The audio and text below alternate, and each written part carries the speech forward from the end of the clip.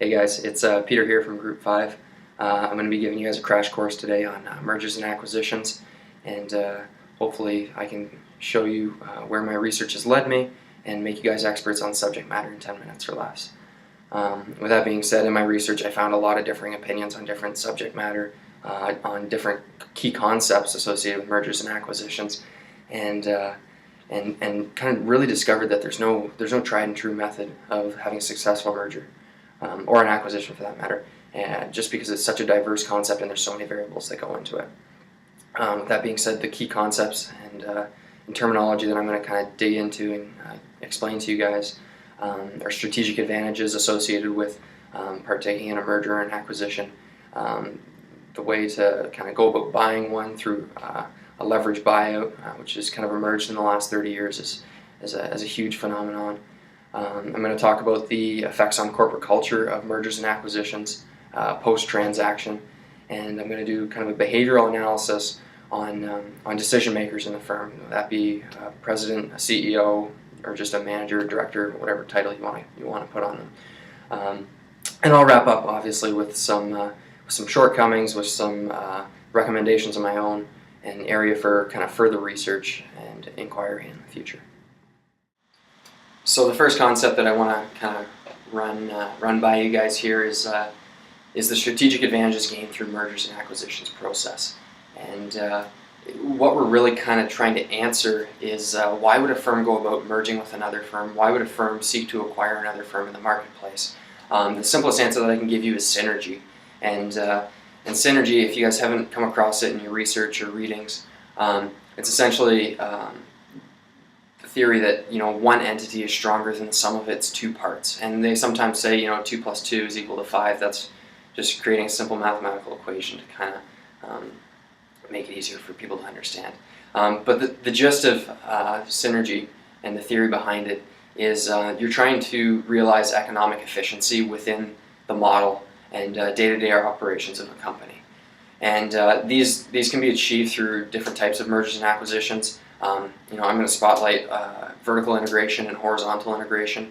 And vertical integration, you're essentially acquiring a firm upstream or downstream, and you're increasing your value chain to expand essentially. And consolidation of resources, it creates greater profit margins and the like. Horizontal integration, you're acquiring a competitor, or you're acquiring another firm in the same industry or sector, and by acquiring them, you're trying to increase your market share, like almost create it like a monopoly. You'll increase your purchasing power from suppliers by doing that. Maybe your reason for merging or taking over would be to geographically expand into a new area, and so all of these reasons kind of point towards realizing these synergies and getting returns from them, and that's really the main goal of merger and acquisition. One other type would be diversification, and that's mostly done by conglomerates, and that's purchasing or acquiring or mostly large firms acquiring a smaller firm in another sector or industry, and that's strictly for risk reduction purposes. They're essentially hedging their risk in the event that they don't want to put all their eggs in one basket and see it kind of implode on them. So it's more for risk reduction purposes, but some synergies can be attained through that means as well. So the second concept that I want to jump into is the concept of a leverage buyout. It's a concept that's kind of been around since the mid-20th century. And kind of gained prominence through the 1980s. A firm, KKR, kind of pioneered and expanded to create a huge wave of acquisitions and takeovers that ran all through the 1980s. It eventually culminated in them acquiring, as a private equity firm, acquiring Ardagh Nabisco, a huge food and tobacco conglomerate.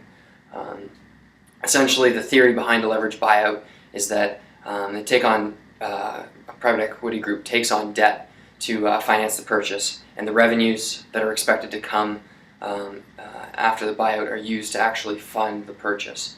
And so in theory, the company ends up paying for itself. That's the brilliance of it. Each kind of investment firm, private equity firm, or company that's seeking an acquisition have their own kind of rule of thumb as far as how much they wish to take on as far as debt. Rule of thumb, though, is about 70% they would take on as a purchase price as debt.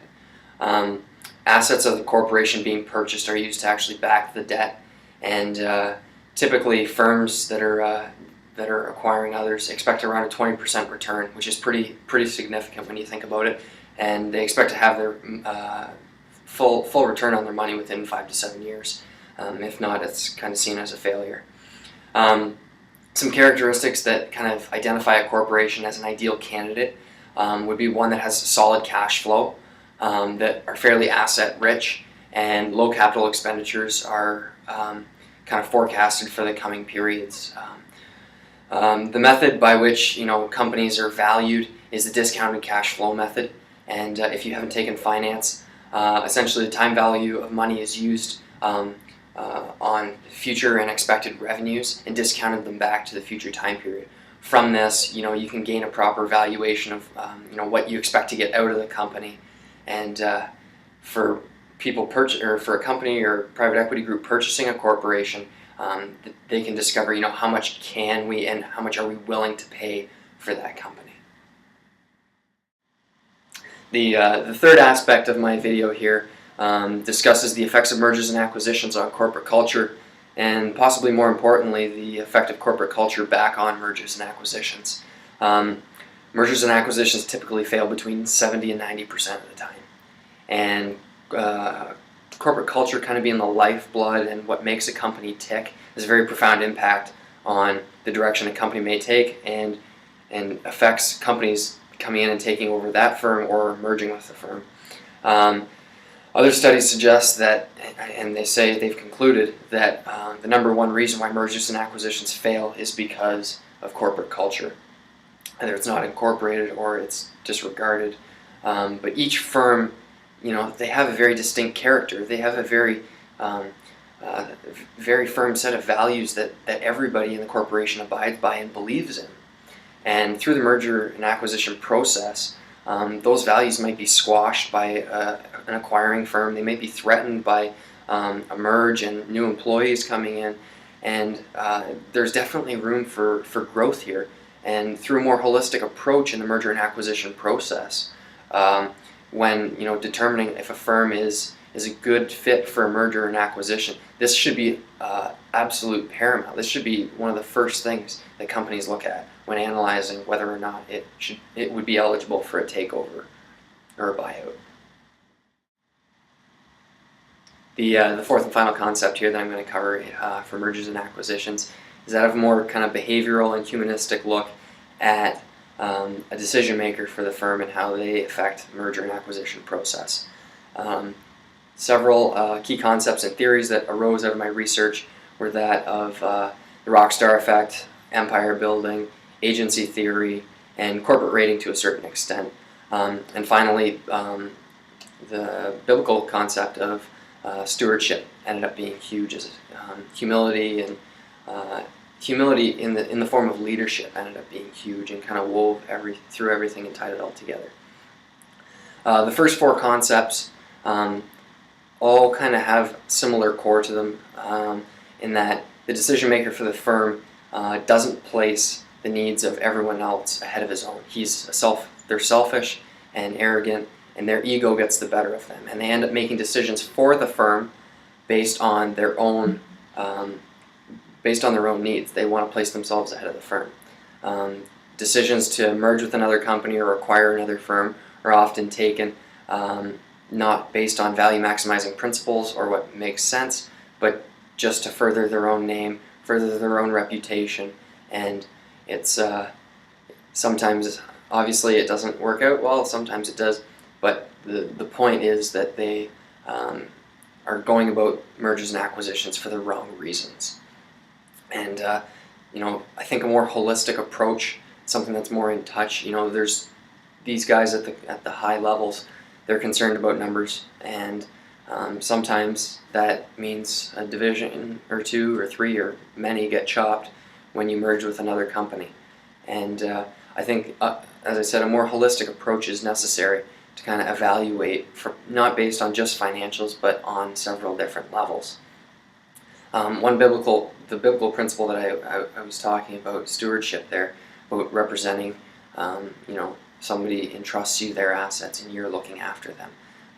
If you're putting your own needs before the corporation, you're also putting your needs before shareholders if it's a publicly traded corporation, or you're putting your needs before those of your employees. And one concept, actually I was reading my Bible there the other day, and Philippians chapter 2, 1 through 4 talks about, if you've gotten anything at all out of following Christ, if His love has meant anything to you, essentially put your own ambition aside, love one another, care for one another, and stop long enough to give a hand to other people. Don't forget your own vanity and your own image long enough to lend a helping hand. And I think that's absolutely huge, and it's so fitting for the mergers and acquisitions, for leadership that are kind of guiding M&As. For my research, I came up with 3 major ideas for further research or clarification that's necessary. First things first, I think more longitudinal studies need to be conducted. Lots of corporations, private equity, investment banks are in it for 5 to 7 years, as I mentioned, as an investment, and then they want their money out. I think by looking at some companies that buy and hold on to assets long term, I think we can get a better understanding of what makes M&A successful for them. Second, I think there needs to be a better measuring stick. A line needs to be drawn in the sand for what determines a successful versus unsuccessful merger or acquisition. And among the studies that I read, there's no general consensus among the business community. Third, I think a more holistic approach needs to be taken. As I've mentioned before, financials are very important, but economic, cultural, and behavioral issues cannot be stressed enough for the success of M&As. And I think that moving forward, that should be a huge part of it. And it could definitely increase the success rates of what they have now. With that being said, thanks guys for watching my video. Appreciate your time.